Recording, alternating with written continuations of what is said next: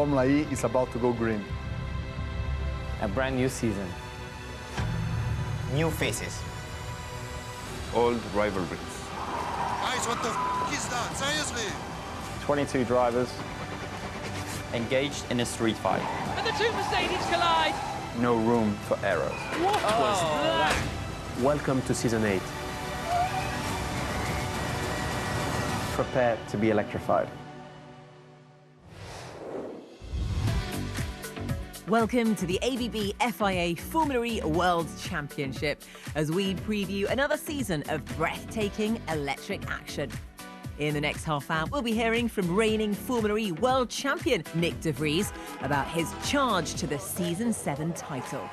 There is a first for anything, and no one will take that away from us.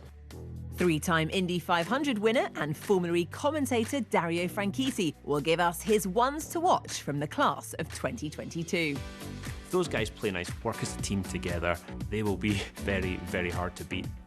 And we'll get a first look at everyone in action at pre-season testing. But first, here's the inside line on a racing series like no other.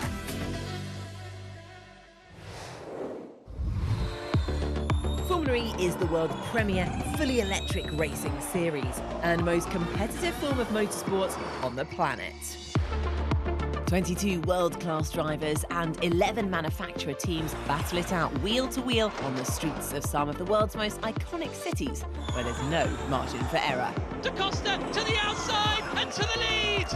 The car's battery delivers up to 250 kilowatts of power, sending the car from 0 to 100 kilometers per hour in just 2.8 seconds. For Season 8, cars will have 20 kilowatts more power in races, meaning faster, more furious battles. Oh, what a move! But the car's energy will need to be carefully managed to make it to the finish line. Right to the line! Evans ran out of energy. This is anything but traditional motorsport. 5 drivers, as voted for by the fans, get fan boost, one burst of extra power during the race. Lynn goes through into second position, used fan boost. Then there's attack mode, Attack mode on. where a driver collects 30 kilowatts of extra power by driving over an activation zone off the racing line. Used at the right time, this power-up will give the all-important edge over your rivals. That was mighty from Mortara. Choosing when you go into attack mode could either spell disaster Oh, and he's been hit into the wall. or win you the race. That's how you win an FE race, right there. Thank you so much. Well played. Get ready to enter the radical and unpredictable world of Formula E. An unreal end to the E-Prix.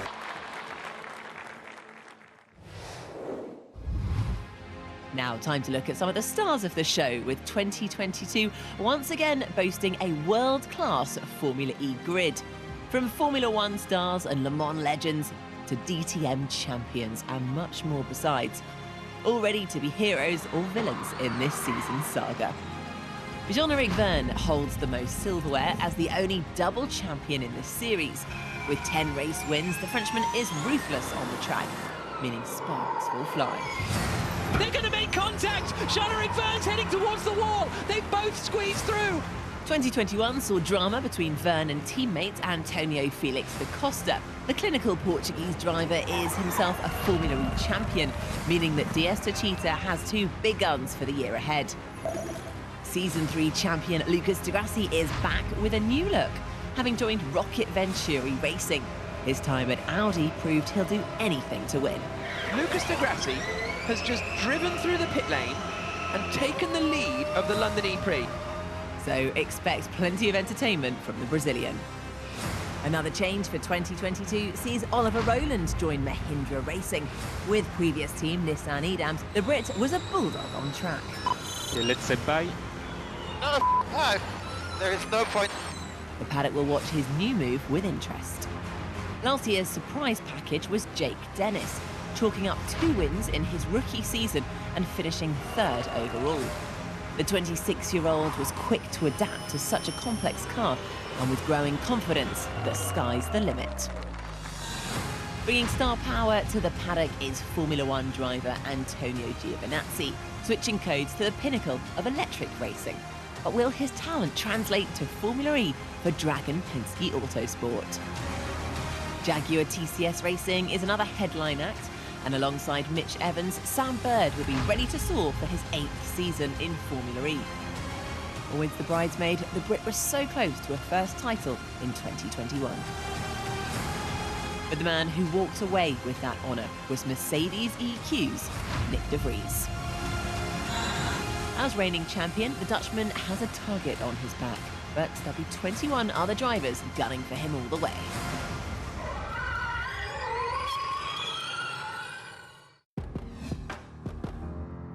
With the cast assembled for another year of thrilling racing, the stage awaits for Formula E's Electric Odyssey. 16 rounds lie ahead in 2022, and after a difficult 18 months in the face of a global pandemic, the entire paddock looks forward to racing on the streets of some of the most iconic cities in the world. The full Monaco Grand Prix circuit, the New York City E-Prix, all 5 lights are on, and we go green in London.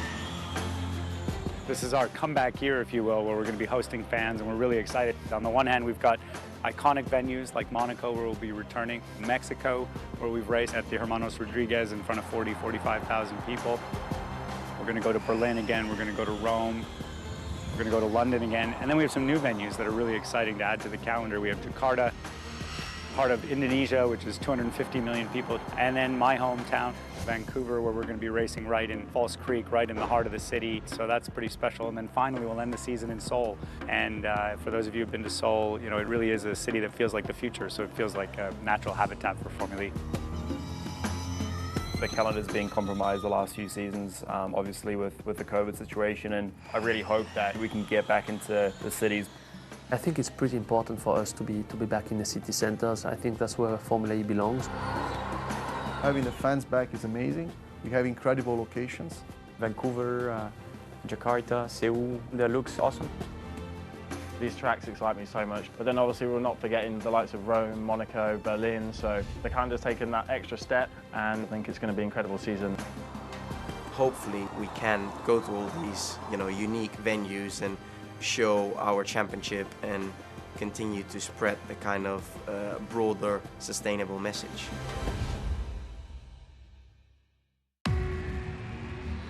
Season 7 of Formula E was a watershed moment, with it becoming an official FIA World Championship, making the race for the first world title even more thrilling.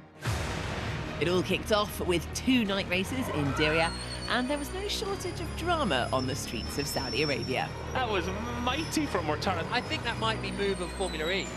After Eduardo Mortara's overtake of the season, Mahindra's Alex Lynn had a huge crash in race 2, but fortunately walked away unscathed.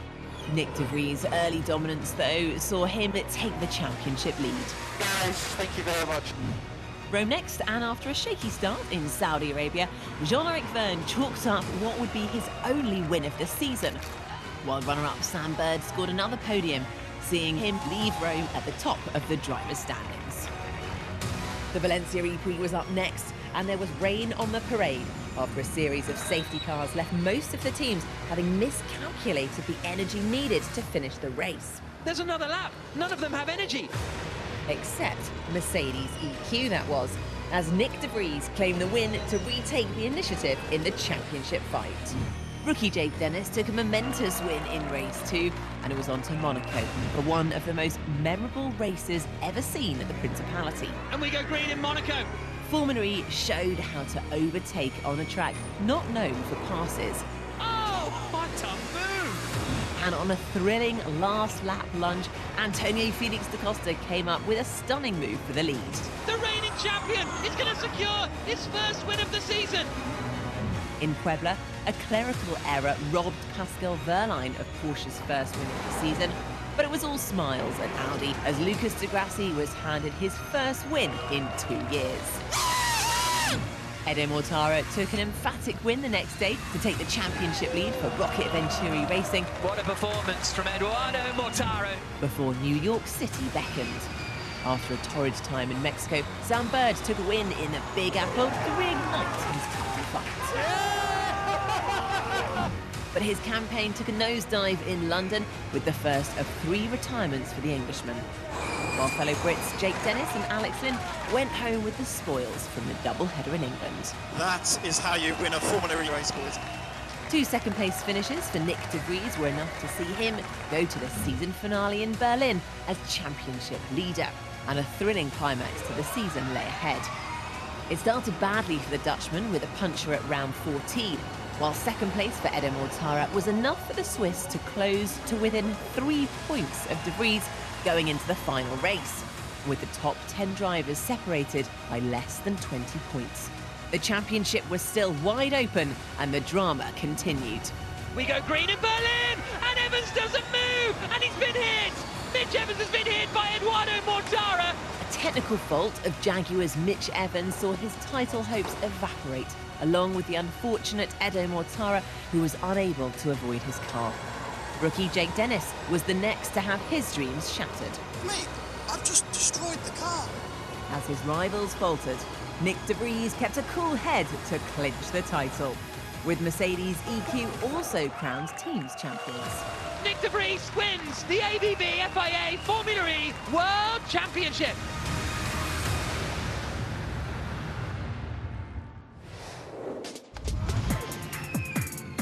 After the break, we'll hear from Nick de Vries as he prepares to defend his Formula E World Championship.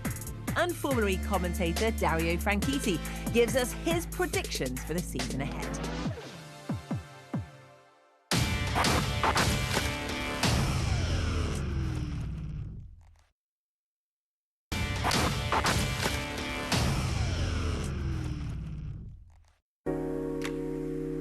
Welcome back to the ABB FIA Formula E World Championship season preview. As we look forward to another fully charged year in the world's premier electric racing series, time to hear from the man who sealed the 2021 Drivers' title in one of the most dramatic seasons in Formula E history. Well done, mate. Well done. First world champion, mate. Unbelievable! That's it. You got it, mate. You got it. Oh, legends, legends. Being the first Formula E world champion honestly means a lot to me. The championship has been growing and establishing over the years, and kind of getting this title just made it a little bit more prestigious. There is a first for anything, and no one will take that away from us. A new champion in Formula E, Nick de Vries. We obviously had, as a team, a very strong start of the season. And then we went into a harder kind of period where we probably had 7 races with only a handful of points scored. The big spin, and the 2 Mercedes collide. We are dead. We had kind of ups and downs, but everyone experienced them, and that's why we went into the last round of the championship with so many drivers that were still up for a championship fight. The ABB FIA Formula E World Championship comes to its final refrain today. In all honesty, I was almost suspicious about the fact that we were leading going into Berlin, because obviously being in qualifying Group 1 is a significant disadvantage, and yeah, made it harder to be in a position to score good points. I have a puncture. Championship leader Nick de Vries into the pit. What a complete joke.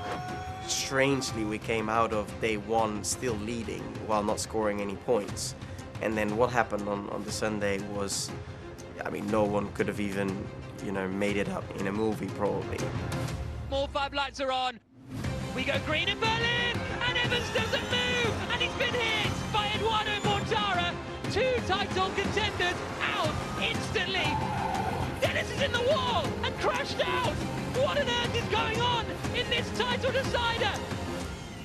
Our main rivals were out of the race at that point, but I wasn't exactly conscious of everything that was going on behind me and what I had to do to secure what. So I was just focusing on my race, trying to do the best thing. Tell me where we are racing for. I need to know. Okay, we do need to defend against Jeff. We do need to defend against Jeff. For what? Tell me! We need the points for the teams. I wasn't born yesterday. I knew what was going on. And I think it was the right approach, because ultimately you have to focus on the job and extract the maximum out of the package on the day, and that's where we were focused on. We had this mutual trust that we would race, but not take the risk that would take us out. Oh my goodness me, Nick de Vries put into the wall! Breathe, Nick, chill out. Of course, we had a lot of luck on the Sunday in Berlin, but ultimately I think we also need to be comfortable to say that we were the champions because we led the majority of the championship. So I think, yeah, it wasn't undeserved. It was very nice and encouraging to see and feel the kind of attention it got and how many people actually saw it. You know, I'm ambitious and I'm very determined to achieve our goals, and to do that together with the team was very satisfying for me personally and the team together. So we are definitely very committed to defend our championships and to end this kind of journey on a high. I think the championship is too tight to even have a clue who would be the ones fighting it out. Last year we went into Berlin with 18 drivers still having a chance. So you tell me who is going to be the one next year, but I can't tell you.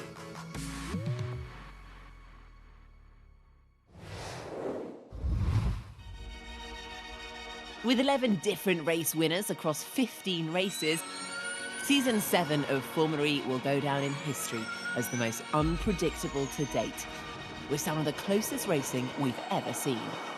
Da Costa wins in Monaco, and Freins gets second, does he? Yes, Freins to the line. It's a drag race to the line. The checker flag falls, and Lucas di Grassi wins in Berlin. But in a championship with such tight margins, gaining the last 100th of a second over your rivals can make all the difference. The cars, the tires, the battery, the bodywork, the downforce, everything is the same. Ultimately, the only difference is the powertrain between teams and manufacturers, and the software. It's really important to just really dig deep in the car that we already had and try and pinpoint the flaws. The software is a very important part about being competitive in Formula E, mainly on the energy management side, I would say. The little tenths per lap is going to do a big difference between winning and finishing second or off the podium. Going from Season 7 to Season 8, we see something which, from a hardware perspective, the homologation is actually going to stay the same. But what we're able to continue to work on is very much the software, is the car setup, some of the other tools and processes that we use as well. We all have different cars, different models, different technology, different powertrain. The performance is so close. There's very not much in it compared to the early years of Formula E. So to find the edge and win this championship, you really have to look at fine margins, which you would say are normal in motorsport, but Formula E really pushes that to another level. The hours put into fine-tuning software can make a massive difference on track, from how a car handles from corner to corner, to managing the all-important energy needed to finish a race as fast as possible. As a team, we've got to evolve our software. We've got to help the drivers make absolutely best use of the cars and the tools around them, and that's really what gives you the results. So we've got some really fantastic people working really hard, but the other teams have got the same guys, so you've got to keep pushing. You've got to keep pushing all the way. Everybody is really fighting for every 100 they can find, going into very small details of what is better and which way we need to work on. And how you get these tenths, I'm certainly not going to tell you now.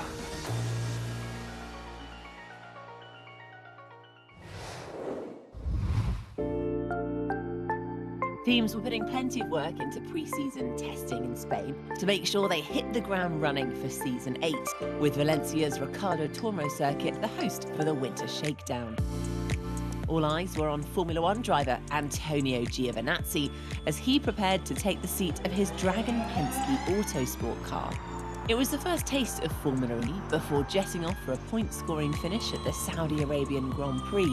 How quickly he'll be in the points in Formula E remains to be seen. It's been really busy days, but with a lot of learn, and this was one of my main targets. I will work really hard during the winter break back in the factory, try to do a lot of sim, try to do a lot of meetings with the guy to know better them as well, and try to be more ready as possible in Saudi. Antonio wasn't the only new face in the pit lane, with Neo 333 Racing having signed F2 driver Dan Ticktum to partner Oliver Turvey. As a two-time Macau Grand Prix winner, the Brit should be suited to the demands of street racing and give the team a much-needed boost. It's no secret the team have struggled a bit, it's going to take me a couple of races to get into it. I've got 2 days testing, to get used to the car, and I'm just simply not going to be as comfortable as I could be after 10 days testing. But it is what it is. I think it's a very, very good place to be, so I'm grateful to be here, to be honest, yeah.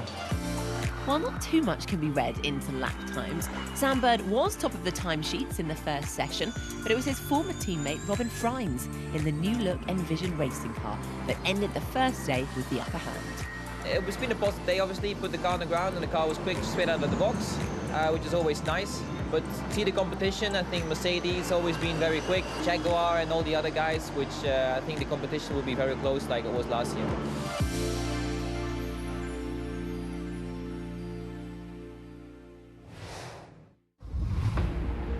The Valencia test also offered the chance for teams to get to grips with a brand new qualifying format for the coming season, which will see the fastest drivers going head-to-head in a one-lap shootout to decide pole position. Heading to Season 8 with the new qualifying format will definitely be better. I think it's going to be exciting to watch, and it was also exciting to do because you're basically head-to-head all the time. It's strategically very interesting to tackle how you go into it, with what kind of tires. I think now with the new quality format this year, we can really show what we can do.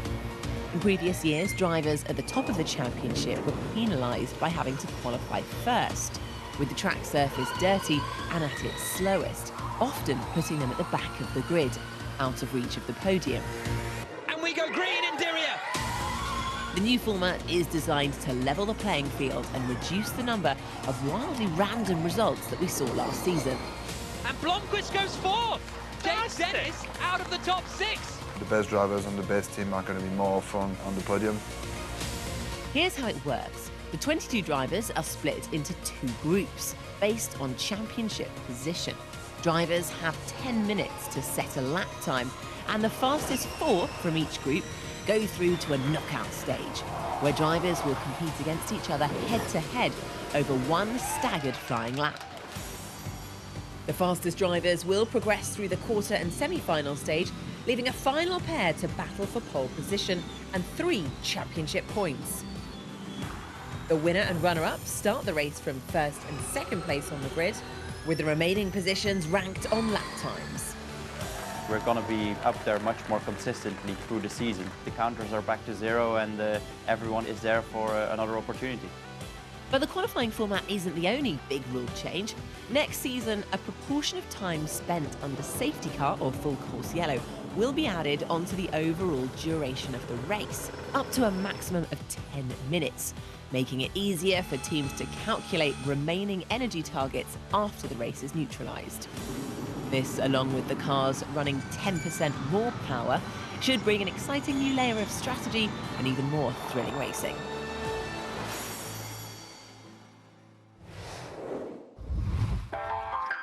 With such a competitive grid for Season 8, predicting who will come out on top is an impossible task, but it's one we set 3-time Indy 500 winner and Formula E commentator Dario Franchitti, as he gives us his thoughts for 2022. If there's one thing you can definitely say about Formula E, is that you're never quite sure what's going to happen. Last season was the most open and unpredictable yet, and with another world-class grid of drivers for Season 8, I predict more of the same. DS Techeetah. The drivers, Jean-Eric Vergne, blinding pace, mercurial at times, but gets things done. Antonio Felix da Costa, dominated Season 6, again last year right in the fight, but the two of them at times don't always play nice. And Thomas Chevauchet is going to be the team principal now. Chevauchet is going to go after them and make sure that they know that he is the boss. If those guys play nice, which I think towards the end of the season they really were again, work as a team together, they will be very, very hard to beat, and they've got the form. Now Venturi. This is an exciting prospect. To me, Edo Mortara was one of the drivers of the season last year. Mercedes EQ powertrain, that's very, very tasty prospect. And then you look across to the other side of the garage, Norman Nato, he's been replaced by Lucas Di Grassi, one of the most consistent high-level performers in Formula E. Both drivers capable of winning the championship, and Venturi, possibly as a privateer, could win the team's championship. Jaguar, they were so close to winning the drivers' championship last season. Mitch Evans, I think last year drove a fantastic season. Sam Bird, moments of just sublime driving. I think he's the best overtaker in Formula E. Last year, I think, was his most complete season in Formula E. He just looked like he was a championship contender. I expect that to continue in Season 8. So Mercedes EQ, They won the teams and the drivers' championship. Both drivers, Stoffel van Dorn, ultimately champion Nick de Vries, they did a good job. They picked up points where they could. They were either up there challenging for the wins or they were out of the points. They took a very aggressive approach to wheel-to-wheel racing. Yeah, those boys are going to be tough to beat for the World Championship, and I'm looking forward to seeing the fight. There's so many strong combinations out there. Let's face it, we're really not going to understand how it all stacks up until we go green in Diriyah. So much to look forward to for Season 8 for what is shaping up to be an incredibly competitive grid in Formula E. That's all from us now, but we'll be back for a deeper dive into Season 8 soon. Don't miss it.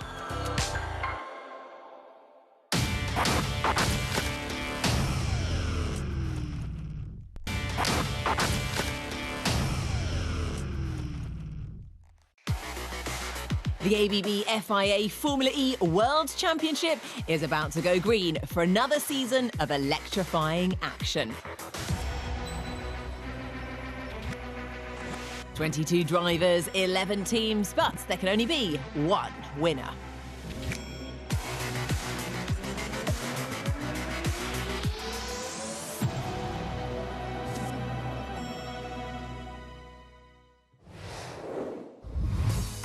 In the next half hour, we'll be previewing the new Formula E season with a look at the drivers who make up the most competitive grid in motorsport.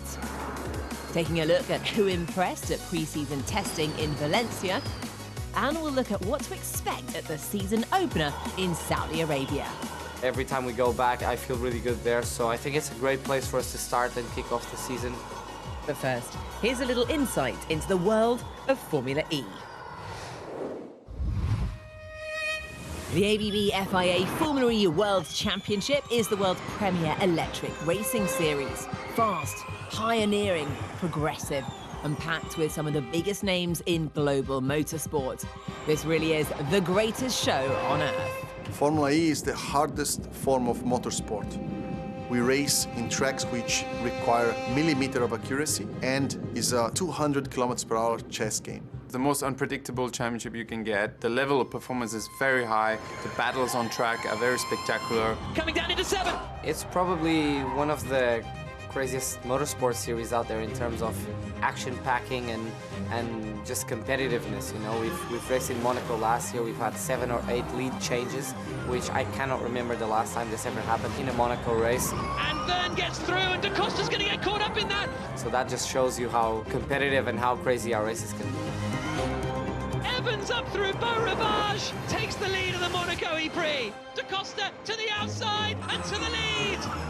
I can genuinely say, hand on heart, that the Formula E cars that I have driven are some of, if not the hardest cars I've ever experienced driving. Day over. Retire in the car, jump out.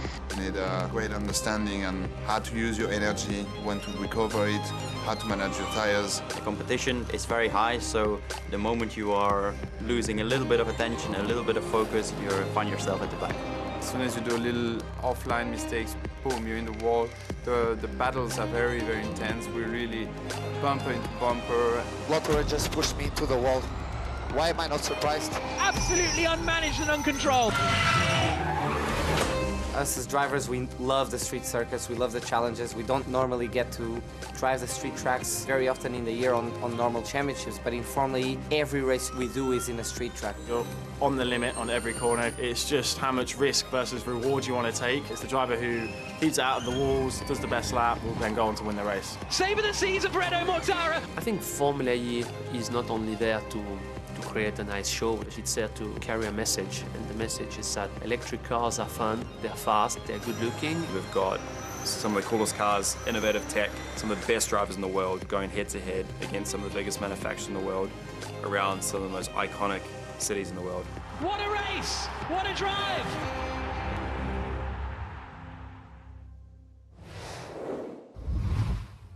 Season 8 of Formula E is set to electrify, with 11 teams and 22 world-class drivers lining up for battle. Time for our first look at the runners and riders for 2022. First up are defending champions Mercedes EQ, who will be hot favourites once more. Having finished 9th last year, former Formula One driver Stoffel Vandoorne will be looking for improvement, while his teammate and 2021 Formula E world champion Nick de Vries is the man with a target on his back. Well, we will certainly do everything we can to replicate what we've done last year, but we are in a good place so far, and the whole grid is very close, so we'll see who turns out to have done the best job at the end of it. Fellow German giants Porsche will be the first to admit their second year in Formula E didn't deliver on expectation. Pascal Wehrlein was denied his first win due to a clerical error in Puebla, so will be eager to make amends. While the pressure will be on three-time Le Mans winner André Lotterer, who finished 17th as one of the most penalised drivers in the paddock. Our second season in Formula E was with ups and downs for us. You know, we had a couple of podium places, a win taken away from our teammates. So not what we hoped for. Obviously, we're targeting higher. We're here to win, so we're fully motivated into season 8, pushing hard and giving their all. Double teams champions DS Techeetah had an unsettled season 7 with only one win apiece for their driver pairing. Two-time champion Jean-Eric Vergne and season 6 champion Antonio Felix da Costa will be back with something to prove in 2022. We did get our asses kicked last year. We do not like that, and there's a lot of work going on in the background right now to make sure we come back swinging and we go back to winning, or at least making life very, very hard for everyone around us. Nissan Edams have former Formula One driver and season 2 champion Sébastien Buemi on board. Although the Swiss driver was far from his best, finishing 21st in season 7. This year, he's joined by new recruits and three-time race winner Maximilian Günther. I definitely feel that the team has a lot of strength. The passion for what we are doing is really impressive, and that's what is, yeah, as I said, really motivating me and making me look forward to the new season. Avalanche Andretti may have dropped BMW from their name, but they retained the German manufacturer's powertrain and the services of Jake Dennis, who finished 3rd in the 2021 title fight. He'll be joined by rookie and IndyCar driver Oliver Askew, another one to watch for season 8. I'm extremely proud to be flying the American flag over here on the world stage in Formula E. You know, I think to be the first full-time American is awesome, and I hope that I can bring fans over from the States to help push me and help follow me in the series. So, and also it's a goal of ours to help push the electric racing idea and the idea of sustainability as well. Dragon Penske Autosport also flies the American flag. They had their best ever start to the season in Saudi Arabia last year. Sergio Sette Camara finished 4th in Diriyah, and he'll be joined by Formula One driver Antonio Giovinazzi, whose switch to the pinnacle of electric racing has gained a lot of attention. Dragon Penske Autosport's new recruit got his first taste of electric racing at November's pre-season test in Valencia, so we took time out to see how he's settled into his new seat. It's great to join this championship. I know that will be a difficult one because it's just everything really different from what I did before. But yeah, it's just looking forward to this new challenge, this new adventure, and yeah, can't wait for the first race. I knew that I lost my seat in Formula One quite late, but one of my targets was to race in 2022 because I already spent 2 years like a reserve driver back in 2017 and 2019, and it was not a great things for myself. And in the end, I was finding this a great opportunity with Dragon Penske in Formula E. The welcome from the team was great, of course I had a really good feeling with the people in the team, with Sergio as well. How are you? Good, you? How was today? Difficult. I was expecting, to be honest, the car is so different. Need just some miles to adapt a little bit more. It's important, because it's the team that you need to work for a year, and you need to have a good relationship with them, because I'm new, so I need to learn a lot of things, and if the people around me is able to help me, will be just great. It's a really competitive championship. All the drivers are really strong. I know a few of them back in 2016 with Mitch Evans, and when we were in GP2 together, with Jake Dennis in Formula 3, with Da Costa. Yeah, so most of the people I knew quite well, and I'm looking forward to race again with them. I love Street Circus, and it's actually one of my favorites in every category. You know, in F3, I remember Macau was one of my favorite tracks, Pau the same, and also in GP2 and Formula 1, you know, racing Monaco, Singapore or Baku, Formula E is like this, and yes, one of the things that I love of this championship. 3, 2, 1, action. It's been a long days, just, you know, because everything is completely new for myself, you know, new team, new car, a lot of new meetings and interview, because of course I'm the new guy here, so I need to have more interviews than others. What's been your first impressions of Formula E? Yeah, everything is completely different for sure. You know, I was expecting this, but the main issue for me is the braking, you know, because in F1 you can really attack so much on the braking because you have so much downforce as well, and here you cannot, so I'm struggling with this. You know, it's a lot of difference, yeah, and I was expecting this because I spoke with some of the drivers here in Formula E and they told me all the same, you know, Formula E is another world. First of all, going out from the garage, you know, to don't list any engine, it was something strange, you know, because the mechanicals told me you can go, but, you know, for me I felt stopped there. Need to manage the energy, regen. So for me, to join my first laps with the car was great. For sure, it was difficult for me the first half of the day. Just, you know, I was really lost with everything I was doing. But it was great. It was great, and a great first touch with the car. When you arrive in new things, you need to just work really hard, try to learn so many things, and this is what I did in the last 2 days. And yeah, really happy how it's been so far. For sure, I need to have some few races before just to understand how it works and how I feel with the car and with the team and everything. But yeah, I'm sure after 2 races, maybe 3, I can tell you what is the main target, and I hope I can, you know, be in the pace, in the good pace straight away. So then everything will be more easy and the target will be higher. A new season, a new experience for me. So first of all, I want to have fun. But, you know, fun is coming also with a good result. So hopefully we can have also good result and then will be much more fun. Thank you. Ciao, ciao.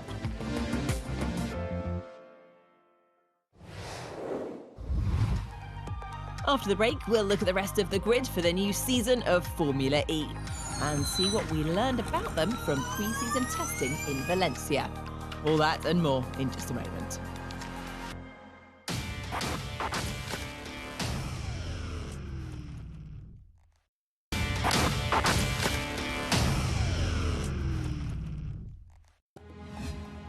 Welcome back to the ABB FIA Formula E World Championship season preview. Now in its 8th year, electrifying the streets of some of the most iconic cities on the planet, Formula E looks forward to spreading its wings even further afield in 2022. Alongside some of the classic cities we've come to know and love in the race calendar, there are a few new additions to whet the appetite. It's always exciting to be the first time on a new track. I mean, it's a fantastic calendar that Formula E have put on for Season 8. The calendar always looks awesome in Formula E. We race in some fantastic locations. The new tracks, they are really making me very happy when I think about them. Formula E's first foray into Indonesia is scheduled for June, with a visit to the capital city, Jakarta.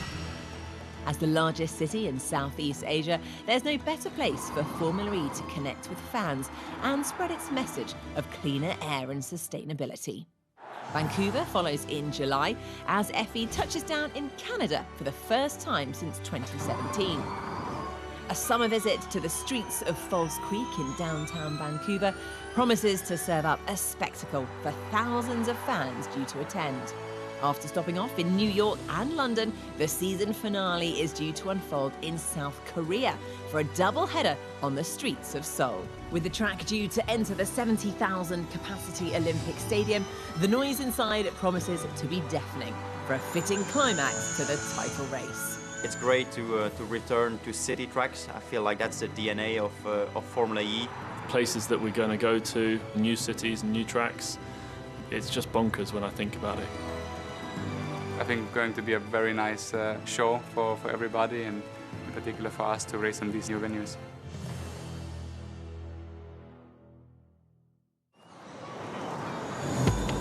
With Formula E poised to welcome fans back to its city street races in 2022, the drive for cleaner air continues for a series that races with a reason.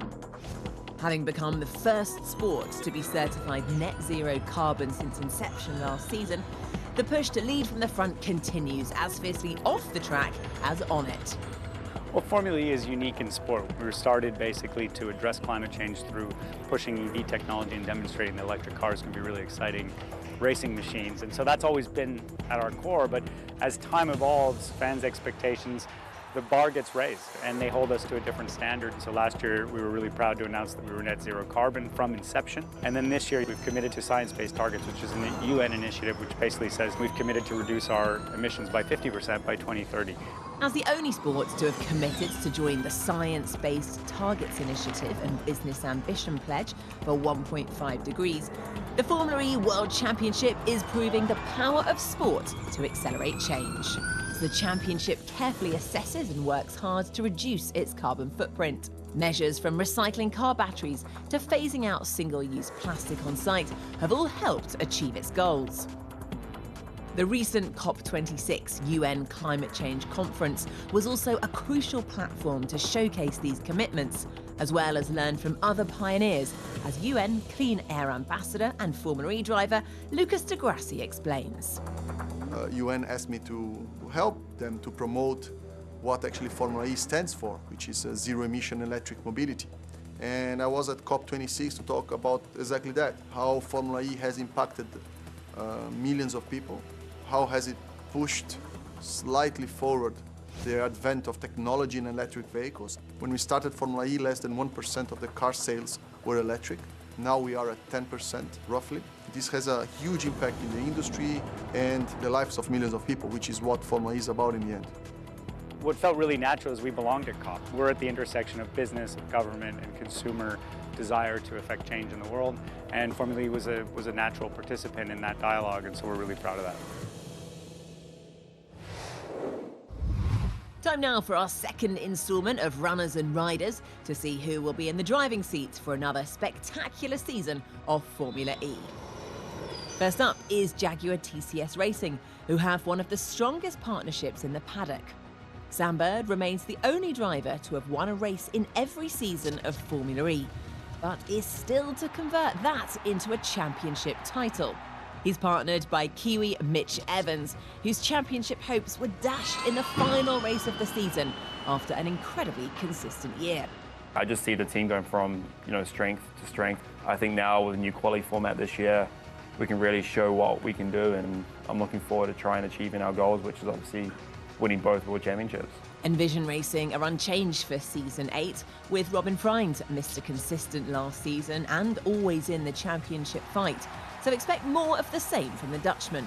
Also back is Nick Cassidy, who showed incredible promise in his rookie year and will aim to continue that form in what looks like one of the strongest cars on the grid. I'm feeling really good. I feel like I've fitted in quite well. I think the off-season's been very important for me though. I can take in a lot of information, and also I feel like I'm driving the team forward now on a certain path, and I hope that we reap the reward from that. Mahindra Racing showed steady improvement in Season 7, getting back on the podium after a champagne drought the previous year. Alexander Sims will be joined by fellow Brit Oliver Rowland, who left his seat at Nissan Edams to sign for the flamboyant Indian team. One of my goals is to first of all feel comfortable within the team and the car, and then it moves on to trying to, I guess the qualifying system's changed a little bit this year, so it'll be to be in the duels and then hopefully go on to being a consistent semi-final and finalist. If you fight for podiums and wins, then normally you're there at the end as well to become champion. Neo 333 Racing retain Oliver Turvey for his 7th full season with the Chinese team. The Brit called for more resources to improve their package, having finished bottom of the team's championship for 3 consecutive years now. He'll be joined by rookie Dan Ticktum, who makes the step over from Formula 2, having finished 4th overall after an impressive season. Rocket Venturi Racing finished runners-up in the 2021 Drivers' Championship, thanks to Eduardo Mortara, who had his best season yet. The Monaco-based team will be one to watch again this year, not least because of new signing and Season 3 champion Lucas de Grassi, whose former team Audi Sport Ab Schaeffler bowed out of the championship. The target is to win every race and win the championship. That's the target. Otherwise, I would not have been doing it. Otherwise, I would be at home. What we can expect realistically is to not do any silly mistakes and to collect the most amount of points when we have a bad weekend or when we have a good weekend. And if we do that, I'm pretty sure we're going to be on the title fight. Pre-season testing in Valencia was the first chance to see teams in action ahead of the new ABB FIA Formula E World Championship season. And while the track bears little resemblance to what we'll see on city streets, it's useful ground for testing systems and setups for the year ahead. Even more so for Oliver Rowland, who has a new car and new team for Season 8, following a move to Mahindra Racing, where it seems he's settling in nicely. I think we've hit the ground running here. I'm pretty happy with everything. I've got a new engineer who's never done race engineering before, but he's got a lot of experience in other things, so we're learning together, and so far I'm pretty happy. We just need to keep working very hard if we want to compete with the big boys. A lot to learn for Avalanche Andretti's new recruit, Oliver Askew, who was the fastest of the three rookies over the test sessions. But at the sharp end, DS Techeetah were on the pace early on, with Season 6 champion Antonio Felix da Costa clearly happy with how things were going. It is a positive start, and I always say, like, Valencia is not a Formula E track and we shouldn't really read into lap times, but the truth is whoever's quick here normally is quick in the season, and I know we always say that it's probably the most competitive season in Formula E. We say that every year, but I really believe it's just natural that everyone just gets closer and closer, and I really think it'll come down to, you know, when you're in Riyadh or New York or Mexico, making sure that you have a perfect day, no mistakes, and maximizing your day. I think it's going to come down to that. If those testing times really are a signal of things to come, then Eduardo Mortara will be one to watch in Season 8. The Swiss driver posted the fastest time of all, narrowly edging out Jean-Eric Vergne in a promising sign for the season ahead. This gave new team principal Jerome D'Ambrosio something to smile about as he takes over Susie Wolf's role at Rocket Venturi Racing, overseeing the drivers he's competed against for so long. I've known these guys, I've raced against them since I'm 13, 14 years old. So it's a different dynamic and things take time. Lucas is a guy that's been in the championship for 7 years. He knows Formula E inside out. And together with Edo, we've got two experienced guys. One's been world champion, the other one vice world champion. We've got a great pair of drivers. And for us as a team, we've got a second strong half of last season, and we want to pick it up where we left it. In the simulation race, it was Mercedes EQ that topped the timesheets, with Nick de Vries at the head of the field. Two Rocket Venturi cars were behind them, meaning the top four finishers in the mock race were powered by Mercedes powertrains, in what could be an ominous sign for the season ahead. We are mainly assessing and learning the new format and trying to understand where the challenges are. And yeah, we're just doing our thing to get ready ahead of the season.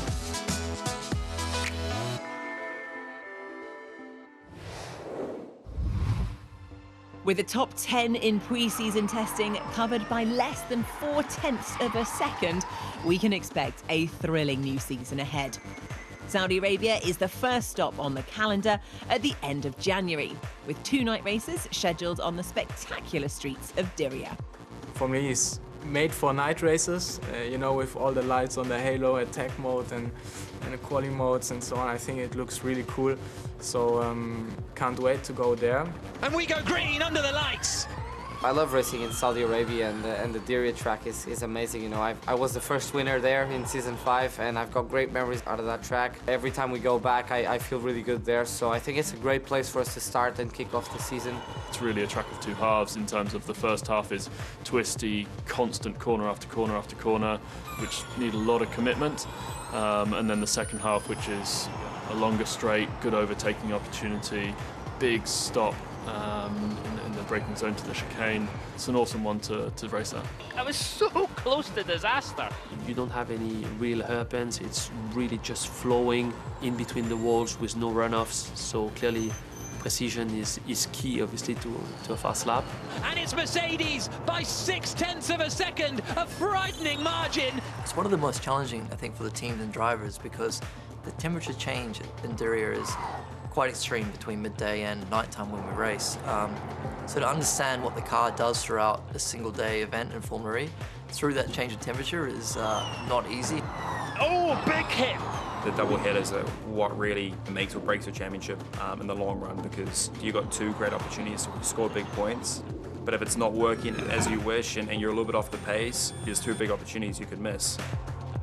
2 races, very tricky circuit. Then additionally you have elements like with the dust, the sand on the racetrack that make it really a big challenge for us with this huge track evolution over the weekend. So to race there, I can tell you it's a great challenge and something I really look forward to.